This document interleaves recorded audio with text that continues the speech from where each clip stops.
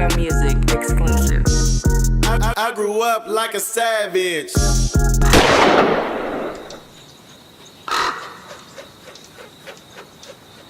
For real though. That's how it be happening. But I just had to say that because like I appreciate where you at right now. That's why I hit you. I see I'm like V on a media run for his book. Yeah. He gotta slide because Definitely. Because you know what I'm saying, I take pride in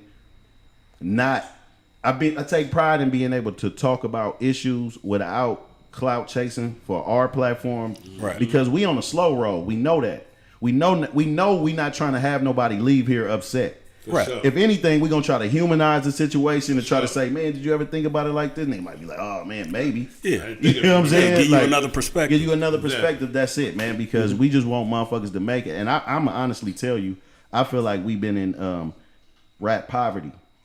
Like we was literally in the Silicon Valley, but we was literally the Silicon Valley of rap. Right. Like created everything. You know what I'm saying? And now I'll be feeling like we at the bottom of the totem pole because of some gatekeeping shit, because of some old business that never got resolved. You know what I'm saying? Because a lot of that shit, because a lot of niggas just hold niggas back for nothing. Yeah, so it's kind of like the same analogy as Haiti. Yeah. Like Haiti so broke and y'all and Right. and they made Haiti pay all that money and they went bankrupt. Right. And so now they just blackballed. Right. Exactly. Because they wanted to stand up and be independent. So it's kind of similar to rap. Haiti wanted to stand up and we want to control our own shit and we want our own country and our own government. Mm-hmm. And now we finna penalize y'all for trying to stand up. On Alleyway, I look at that shit as like, those are my days of putting on a rain suit, hiding from me yet, hoping Tony Jones Tony Jones wasn't working yet, but like, you know, niggas like that. Right. Parkinson and Bertrand and all them niggas, like, them was the days of Track Star, you know, nigga hiding in trees and shit and really beating up. We used to get our ass whooped. Like, I see this shit now, niggas getting lawsuits, but we used to get our ass whooped by police. You know what I'm saying? Like, Rider days. Yeah, like, I could see we didn't, but that was before cameras. That was before cameras. And we didn't have, because we felt like it was our job to get away. It was their job to catch us. You got to get away. So if they caught us and whooped our ass, you was like, shit, I wasn't on my job today. Mm-hmm. And that's how we, you know what I mean? We didn't think, well, let me go down here to the DA. And file. We like, what's internal affairs? Yeah. What is that? We thought that was but see, now, if you think about it, now look at where that brought us to. You know what that frame of mind was? That don't exist right now? What's that? That frame of mind was we was being accountable for what we was doing. Yeah. We doing wrong. I'm doing wrong. I got my ass whooped. If I wasn't doing wrong, I wouldn't have got my ass whooped. Yeah. So I'm gonna lick my wounds and go on. Who do you tell about you was outside doing wrong? Well, what was you doing? That's what motherfucker would say now. What was you doing? Right. You be like, you know what I'm saying? You shouldn't have been doing that. I agree with you too. Weaker criminals and weaker cops. Cops now is doing so much bitch ass shit. Like, you know what I'm saying? Them cops, I'm gonna keep it real. They was doing police work. Right. They was investigating. They was chasing niggas. They wasn't popping niggas. You know, I mean, occasionally it happened. You know what I'm saying? But like that shit wasn't just happening blatantly like that. Like it wasn't you know what I'm saying? None of that crazy shit. But these cops now is pussy. Speaking of Alleyway and the task force music, and I just had to paint a picture of the times of actually being on a corner, you know, grinding, selling drugs, and listening to y'all narrate Oakland life. Who made that beat? Mike D and Sonny. No, Mike D. I think that wasn't Mike and Sonny. That was Mike D to the neck. Okay. And then Sonny came later and they started producing together. Anybody else produce on that album? That was an EP, or it was 8 songs on it? EP. It was an EP. Yeah. I think Mike D did all Who that. else was on? Was 3 times on? What was on there? No, we had the Loonies was on there. Loonies was on there. Well, Yuck was on Cracker Jacker. Yeah. And Numb was on Alleyway. None was on Alleyway. That song, man, that shit's still crazy. And then by Out of Control, is Balling Out of Control? Bosses be bosses. I mean, is Out of Control short for balling out of control? Same shit? Because that was a term we was using. So Out of Control was like, Out of Control we rock stars. was Donuts. Okay. Was hyphy before hyphy. Okay. Oh, We Out of Okay. Control. We Out of Control. Yeah, we Out of Control at the party, on the streets, in the club. And what was at the marina? What club was that? Was that the Blue Dolphin? The Blue Dolphin. Blue Dolphin. God Now damn, I remember that I'm Blue too Dolphin young. for I'm sure. telling you right now, I'm too young to be there, but I'm there. Yeah. I'm gonna tell you this is. I'm telling you my childhood, right? So Right.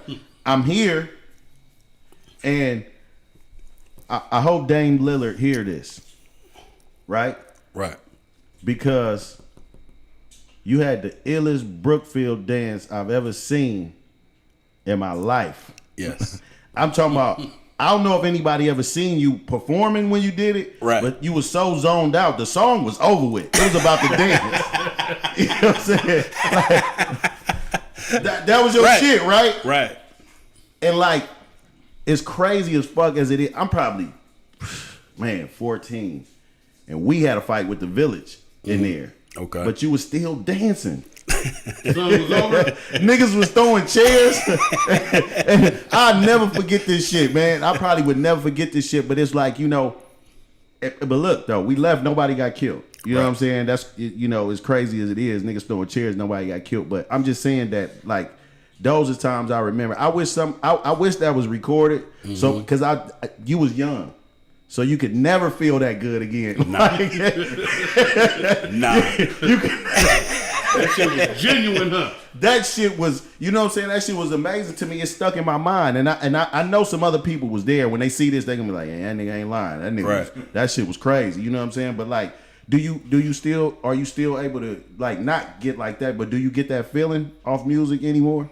Yeah. When I hear something like my cousin see them. When I hear certain songs, Yeah. It just give you that. it take me there. Yeah. You know what I'm that saying? chill Yeah. up your spine and just You know make what I'm saying? just, When I hear certain songs, I mean, like and it ain't being biased because we family and that, you know what I mean? Like he play songs and I'll be like, Yeah. it's all right. Yeah, right. But then when I hear something and I'm like, okay, That's it. you in your lane, Right, right. You in your bag right now. Right. And you after Out of Control, Priority came. Yeah. Who was the person from Priority that contacted y'all? I think I don't know if he contacted us, but our first point of contact was Dave Weiner, Dave Weiner. and now he works for what's the Warner. Tech Nine. Oh, that's his partner. Yeah. Yeah, Well, not that- works for him. I think they Yeah, work they got together. the fucking warehouse and all that shit, right? Yeah. So yeah. Dave and Duffy. So Duffy. Dave Weiner was the A&R, and Duffy was like his sidekick. He was an A&R too, not sidekick, not belittling him, but I'm just saying that was his. You know what I mean? He ran around with us and did shit, and Dave kind of stayed back in the office and did, Now, which album was on Priority? big moves. Big Moves. Cause I like all y'all shit, right? But Big Moves is y'all third effort. Mm-hmm. But this is a major release. Well, really fourth now, because now you got to think about it. We ain't talking about Delinquents Insane. It was Insane. before Alleyway. Well, if that we was gonna only a tape. If we gonna really go there, then we got to talk about MC Big V. MCV. I'm just saying, like, you know what I'm saying? Big V? Like, yeah, you know what I'm saying? Yeah. If we gonna go there, I mean, like, because you dropped a 12-inch. No, 45. I mean, a inch. 45. Yeah. So, Right. That was at Fremont High. That's the one that needed the adapter. Yeah, you need the Needed little the thing. little Yeah, adapter so to but we didn't. So it was a 45 size, but it had the little hole, so you had to play it at 33-inch speed. oh, Oh, it still had the little hole. Yeah. And I was just, you know what I mean? I was just coming, what a lot of people probably don't know from that record when I started it. When I started that record, the way I got on that record was my mother knew a dude named Rainbow. And he worked at the city of Oakland. okay. But he rapped too. But he kind of back then reminded me of a cleaner version of Too Short. Okay. Like his cadence, he didn't not the rap itself was Too Short, but his cadence kind of was similar to Too Short. So he rapped and wanted to put a record out, And of course, I wanted to put a record out, but we both was kind of didn't have a lot of bread. So what people don't know is that record we went half and half, and he was on one side and I was on the other side.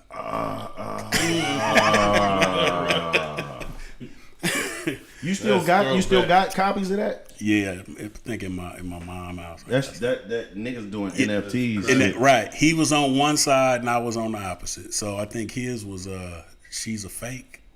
Rainbow, She's a Fake, I think. It was one song on each side? And then mine was Rock Ruling. Wow. And it wasn't even MC Big V, it was ACV. ACV. ACEYV. Damn. What was that acronym? What was that? It's like icy, but AC. Yes, AC. I'm just now learning. I learned that also. Shout out to them again. I Need to Know podcast. I didn't know that the V white was because you did white boy shit. Yeah. Because you always did white boy shit. Right. Even to this day. Nigga right. got a Bel Air. Right. like, sure. like, you know what I'm saying? Right. Like nigga been doing that shit. Like big boats and all that shit. And my friends, not to cut you off, I'm considered the white boy too, because I do all on the boat, Rabbit tell you all summer I'm on the water doing all this shit, but I got that shit from y'all. I ain't had no jet ski or boat until Berryessa. I went to the first Berryessa naked.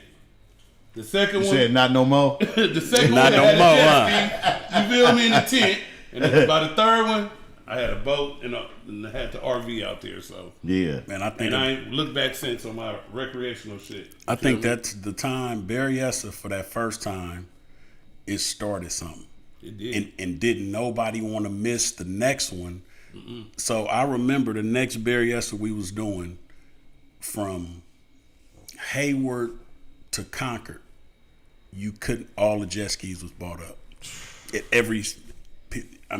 Folks was calling like, blood, we can't find. Man, they saying they got one in Sac. They said they got one over here in Roseville. But Concord to Hayward. Remember we had the shop right here on 45th. On 45th, Remember we had two shops. We had Kawasaki on one side, Yamaha on the other side. These 14. What was it, like a hobby shop? No, they were The jet ski motorcycle, shops. yeah. Oh, is that right? Yeah, oh, Yamaha. Oh, yeah, Yamaha and yeah. Kawasaki. Oh, I thought you meant you had a store. No, yeah. no, we Oakland had. the I'm store, saying right. Oakland had that store, Exactly. and then we had Oh, and Hayward then on Mission. was MacArthur Rich, open? but they didn't sell skis. Oh, they only sold dirt bikes. They only huh? sold motorcycles. Yeah. That was Suzuki. Yeah, Suzuki. That was Suzuki. Yeah. Yeah. That shit was there for hella long. Yeah, but then you had like Berkeley off Gilman. We knew all of the little spots. Concord. Hayward was the biggest though. Huh? Yeah, that's what I bought all mine from Hayward. Yeah, Hayward was the Y'all biggest. for sure started some shit with that. Man, that shit was Yeah, that Twin, shit, and that's crazy. Twin, like I remember we went to Hayward, and Twin bought a Twin from Sobrani. I remember he bought a dirt bike, okay. brand new out of there, and he rode it. Remember, you had two in Hayward, but the one that was if you going down Mission, the one that was on the right hand side. Oh, the one close to the Catholic school. It was one on the right side, one was on the So the one on the right side, if you think about it, the one on the right side, right behind it, it was train tracks. I know exactly what you're talking about. Now them same train tracks go all the way to Sobrani. They do. So he bought the dirt bike and got on the train tracks and rode to Sobrani from Hayward. Oh, he a fucking beast. He a fucking beast. Cause that was my storm ground at one time. I went to Tennyson. Right. Yeah, and I used to be all over there. Yeah. But if you think about it, it was genius. Because It you're not was. on the street. And it was hella faster. It's a straight shot. You ain't on the street. You can't get chased. I mean, that was genius. That was genius. That was fucking genius. Is that track still open Same to shit. this day? Same track. The track to go right by U Pool, go through 105th, All that through shit. Sobrani, Straight through. All the way through. through 66. That same track to go on the side of, and then after pass all the Sobrani and all that shit, it's on the side of San Leandro Boulevard. That same train track. Same track. Get Yeah, you straight through monster that for that. bitch. He a fool. I know them So cars are fire. V, when y'all dropped what we just say the third one was? What, Big Moves? Big Moves. That's the one with Master P on. No, Master P was on the next one. He on Bosses. But on Big Moves, when y'all was having y'all communications with the label and they wasn't understanding y'all flavor and who y'all was, because at that point, I'm going to just say they tried to treat y'all like artists. Right. Y'all was never artists. So they like, let's stick them with Master P. Master P dropping shit every week, everything on fire, everything charting. You know what I'm saying? But y'all saying, but they wanted y'all to change y'all sound. And what we should have did, I mean, we was artists. It is what it is. We was artists. Right. Master P and JT was sharp enough on their business where they took distributing deals. We wasn't sharp enough at that time to take a distributing deal. Did you even know what it was? We didn't, cause see, but Master P and JT, they was more into producing and putting out and creating. Me and Glenn, we was just rapping. Right. So Rapping and trapping. we was just rapping, man. So JT and Master P, they